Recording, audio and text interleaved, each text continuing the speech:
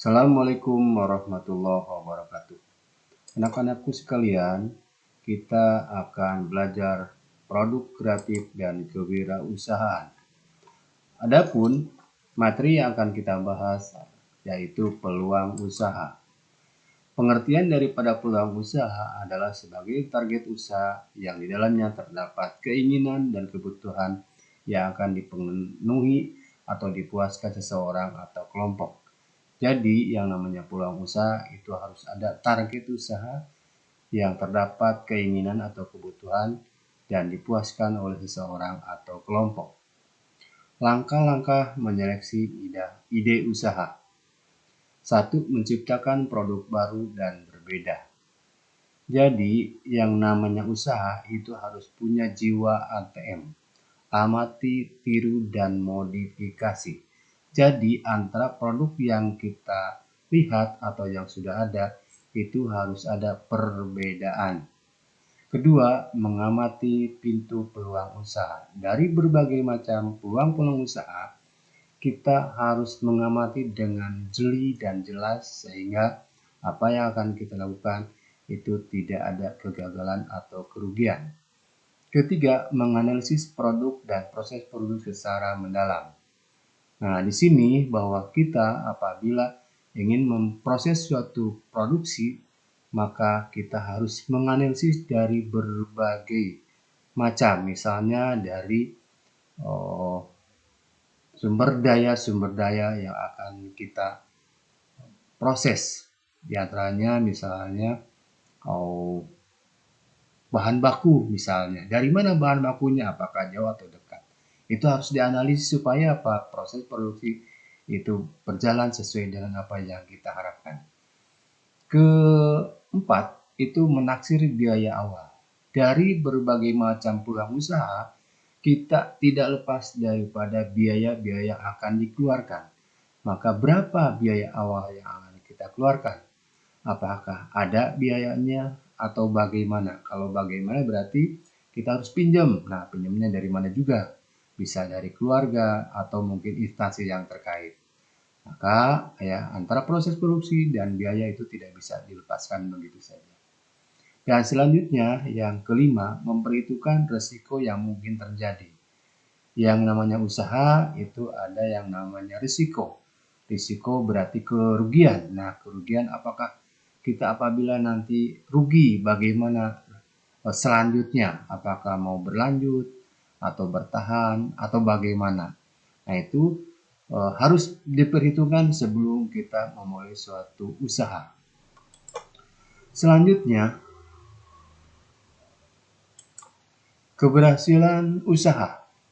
Modal utama meraih keberhasilan yang A, pola pikir yang mengarah pada sikap dan kemauan yang untuk sukses.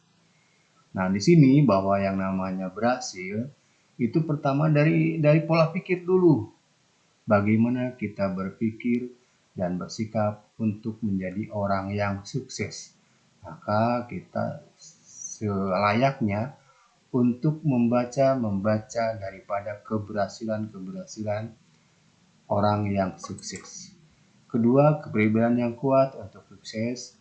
Dari pola pikir kita implementasikan kepada kegiatan yang akan kita jalankan supaya apa yang kita rencanakan, apa yang kita inginkan itu bisa berjalan dengan sesuai dengan apa yang kita harapkan. Ketiga, kecakapan dalam mengelola usaha. Dalam mengelola usaha itu kecakapan berbicara, negosiasi itu sangat penting sekali karena orang akan percaya, orang akan merasakan produk yang kita produksi itu dari kecakapan atau promosi yang kita jalankan.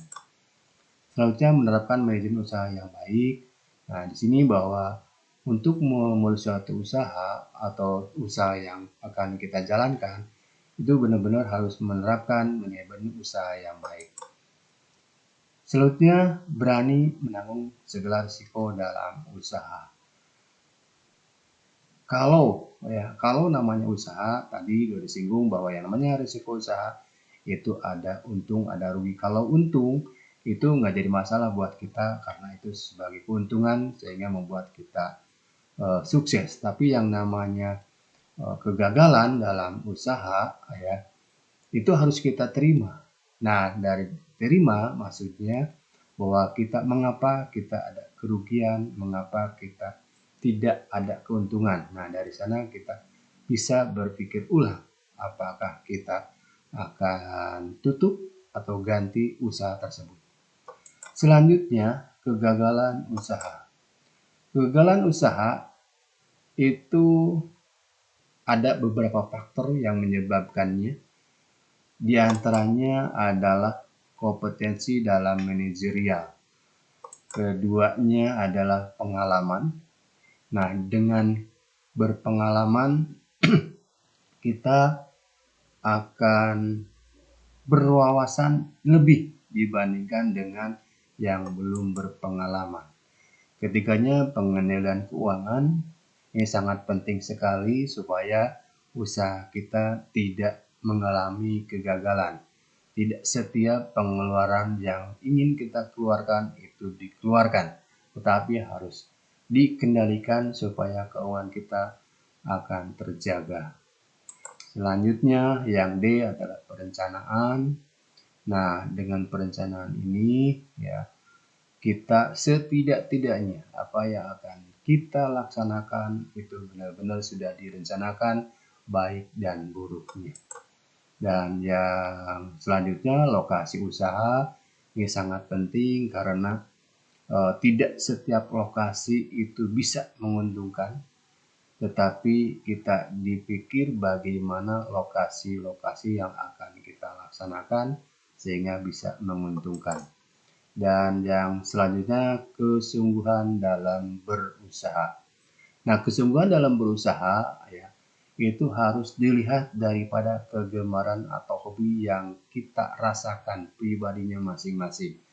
Jadi kalau misalnya kegiatan usaha itu dibarengi dengan hobi ya, maka kesungguhan, kesulitan itu akan dijalani dengan senang sehingga usaha itu akan berjalan apa yang sesuai dengan kita harapkan.